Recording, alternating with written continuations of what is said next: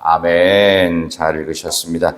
우리 옆에 계신 분에게 반가운 인사 한번 하도록 하겠습니다. 잘 나오셨습니다. 은혜 충만한 주일 됩시다.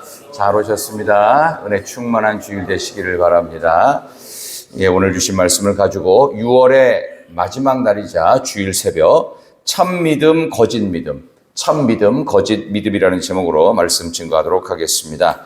자, 이제 드디어 열왕기하 5장의 내용이 이제 마무리가 되는 내용입니다. 이 엘리사에 대한 이야기를 계속 하고 있는 이 북왕국 이스라엘에 대한 그런 구체적인 조명인데, 왕들에 대한 이야기가 안 나오고 실제로 엘리사 선지자에 대한 이야기가 나온 걸 보면은 이제 역사의 중심점이 하나님의 선지자의 신탁을 통해서 북이스라엘은 멸망을 향해 가고 있다는 어떤 전조 증상을 느끼게 됩니다.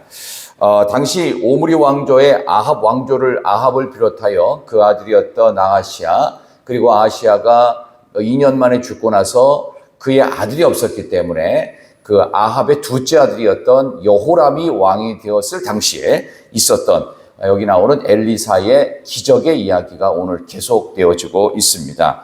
오늘 이 본문의 말씀 보면 여러분이 잘 아는 아람 나라의 나아만이라는 장군이 몸에 심각한 피부병, 성경에서는 이제 나병이라고 나오는데, 어쨌든 이거는 한센병과는 조금 다른 병이라고 성경은 조금 히브리어를 좀 다른 단어를 쓰고 있어요. 어쨌든 심한 피부병, 나병이 있었다 이랬는데, 이 나병을 어떻게 고칠 만한 방법이 아람 나라에는 없었어요. 근데 마침 아람이 쳐들어가서 억지로 끌고 온 저 북이스라엘의 한 소녀가 있었습니다.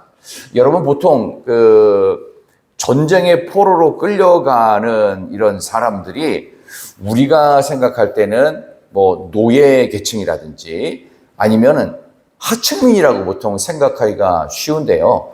우리나라 이게 사극을 봐도 볼모로 외국으로 끌고 가는 사람들이 하층민이나 노예를 데려가지 않습니다.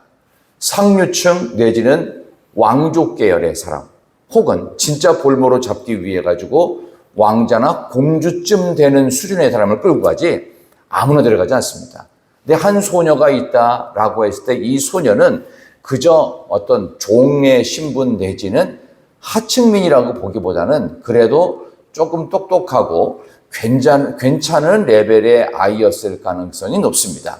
어쨌든 간에 이 아이가 보니까 아람 나라에 참 안타까운 일이 벌어져요. 자기가 이제 상전으로 섬기는 나아만이라고 하는 아람 나라의 국방부 장관이 있었는데 아주 용맹하고 유명한 장군이었어요.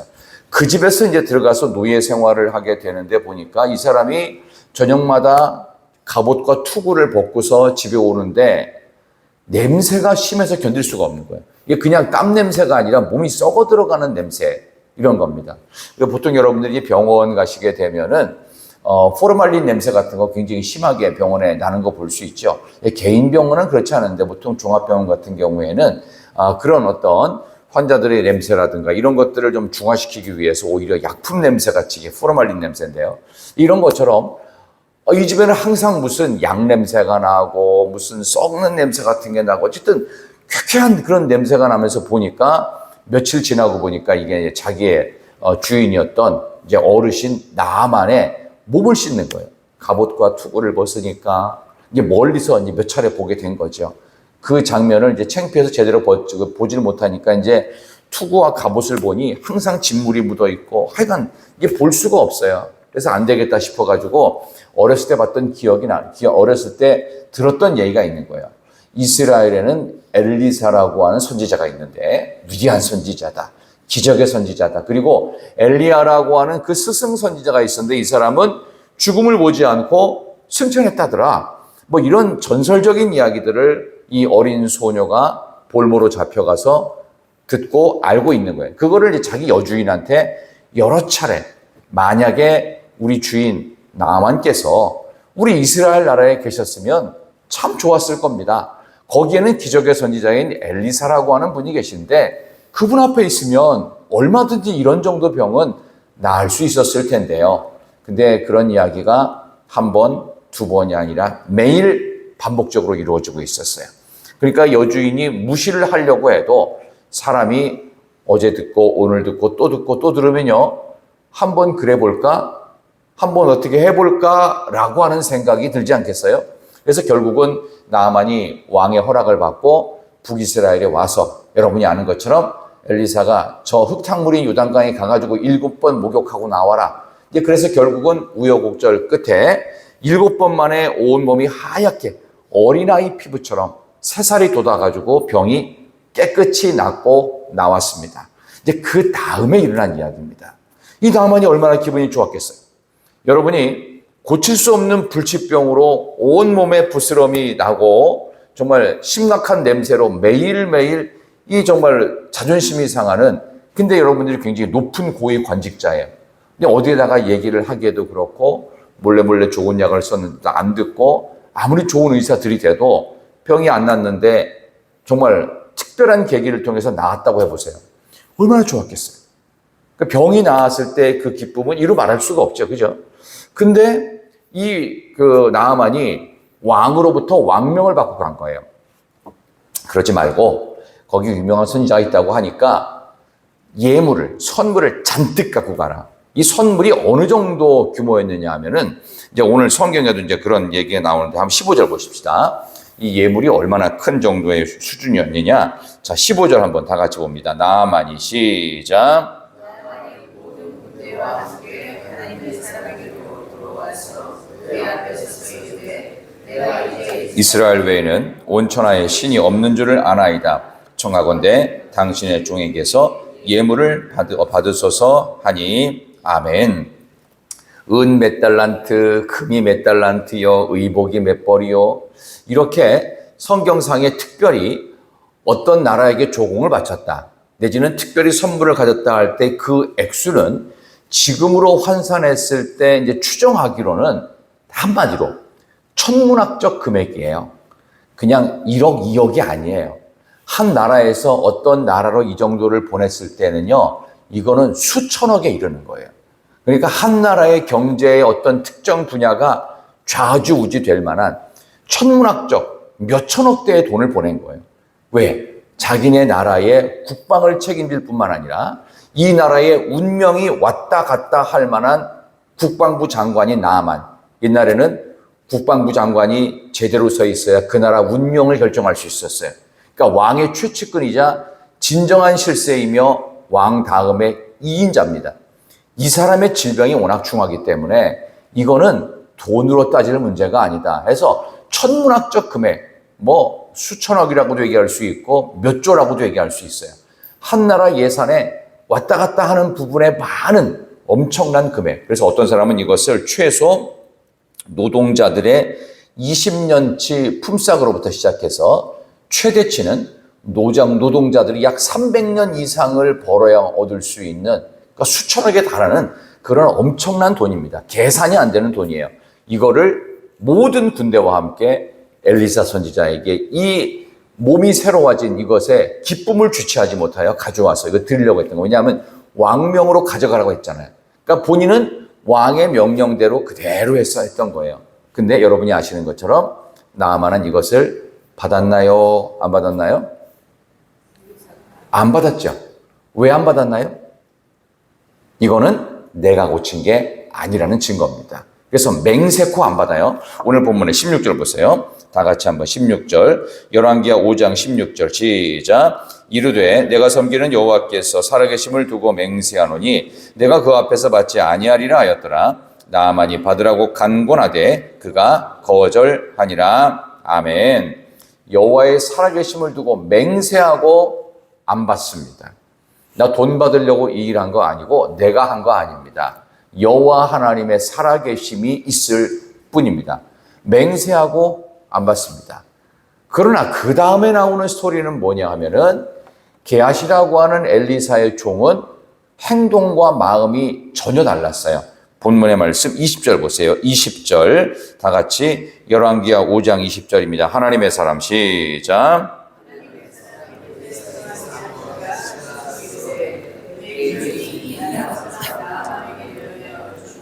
그가 가지고 온 것을 그의 손에서 받지 아니하였도다. 여호와께서 살아계심을 두고 맹세하노니 내가 그를 쫓아가서 무엇인지 그에게서 받으리라 하고 아멘. 맹세하고 대가를 받아내겠다. 두 사람의 생각이 전혀 다르죠.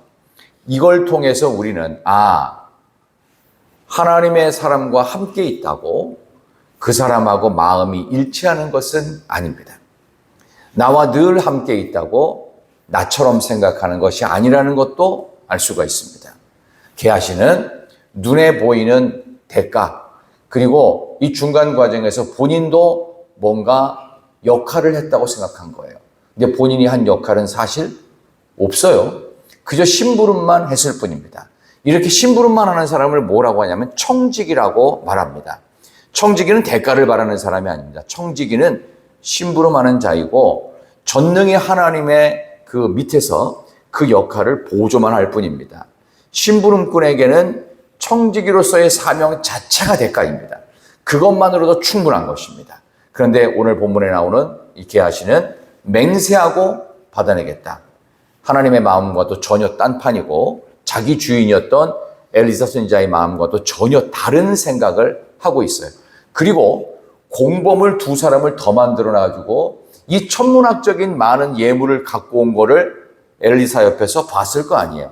그러니까 저 중에 내가 1번 봐도 몇 대째 그냥 떵떵거리고 일하지 않고 먹고도 살만한 금액이겠다라는 생각과 계산이 돌아가서 하나님의 사람은 계산하지 않는데 하나님의 사람을 흉내내고 있던 게하시라고 하는 종은 계산을 하고 있었습니다. 오늘 설교의 제목, 참믿음과 거짓 믿음. 무엇이 결정적인 갈라짐의 단차일까요? 딱 하나입니다. 계산을 하느냐, 계산하지 않느냐의 차이입니다. 대가에 대해서 이것은 내 몫이 아닙니다. 청지기로서의 본분을 지키느냐, 아니면 아니 무슨 소리냐, 나도 공로가 있지, 내 공로 찾고 내 대가를 챙기겠느냐라고 하는 두 가지에서의 차이가 확 갈라집니다. 여러분의 믿음은 어떻습니까? 여러분은 과연 대가를 받아야 된다고 생각하십니까? 아니면 대가를 받을 필요가 없고 저 천국에서 우리 하나님 앞에 서는 것이 전부라고 생각합니까? 거꾸로 목사님, 여기서도 조금은 받고 천국 가서도 받고 두 가지 다 받는 방법은 없을까요? 그런 방법이 있으면 가르쳐 드리고 싶은데 성경에서는 그런 방법을 제시하지를 않더라고요. 그럼 주님은 무슨 대가를 바르시고 십자가를 지셨을까요? 나를 부인하고 내 십자가 지는 것, 그것이 주님을 따르는 것이라고 주님은 왜 그렇게 말씀하셨고 왜 그 길을 가셨을까요? 아무 대가도 바라지 않고 내가 죽어지고 내가 희생하는 자리, 내가 져주는 자리, 내가 양보하는 자리, 내 것을 챙기지 않는 죽을 때까지 청지기의 삶을 살다가 하나님 앞에 가서의 영원한 상급만을 기대하는 것. 그 영원한 상급은 우리가 계산하는 것도 아니고 우리가 생각할 수 있는 것도 아니고 그냥 하나님의 마음 속에, 하나님의 계획 속에 있을 뿐입니다. 참 믿음은 하나님의 계획 안에 모든 것이 넉넉합니다. 그러나 거짓 믿음은요, 하나님의 계획보다 내 계획 속에 내가 챙겨야 될 것이 많다라는 착각이고 속임수입니다. 결국 두 사람의 공범을 데리고 가가지고는요, 필요한 것들을 많이 받아냅니다. 오늘 본문의 말씀에 뭘 얼마나 받아냈는지 보겠습니다. 22절 보세요. 22절. 그가 이르되 시작.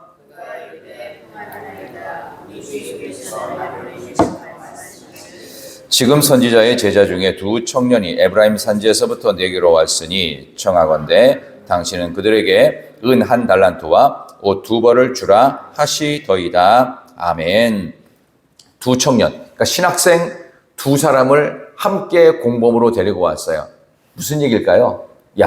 우리가 이렇게 지난번에도 왜 국에다가 그 호박 같은 걸 넣었는데 그게 독이 있어서 못 먹는다고 그랬잖아요. 들호박을 넣어서 어쨌든 그런 식으로 해서 먹고 살 것도 없는데 이거 언제까지 이러고 있겠냐.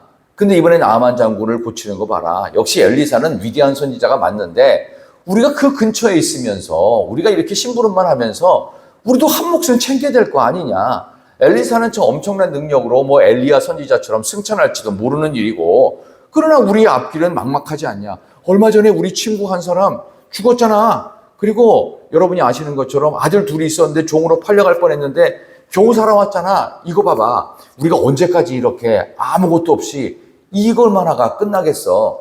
우리도 챙길 수 있을 때 챙기고 받을 수 있을 때 받아내자. 실제로 엄청난 예물이 있으니까 그중에 조금만이라도 받아내자. 그래도 우리가 평생 살만하지 않을까 하니까 공범을 두 사람을 악한 말로 설득한 거예요. 그래서 공범 두 사람 데리고 와가지고 받아냅니다. 은 한 달란트.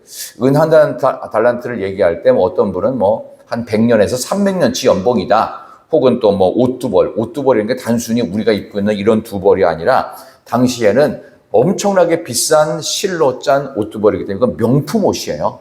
몇 천만 원이 될지 어떨지 어쨌든 고가의 돈과 물건들을 다 받아냅니다. 평생 먹을 만한 그런 돈이겠죠. 그거를 받아 챙겨가지고 거짓말을 일단 하지요.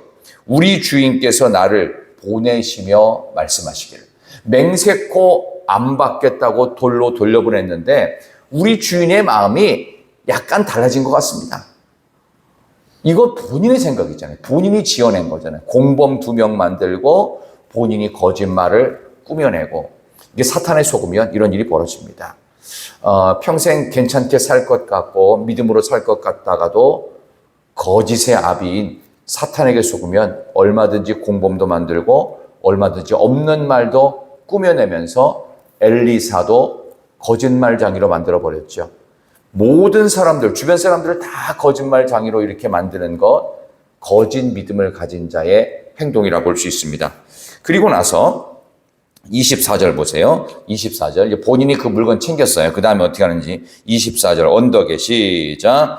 언덕에 이르러서는 기하시가 그 물건을 두 사원의 소원에서 받아 집에 감추고 그들을 보내 가게 한 후. 아멘.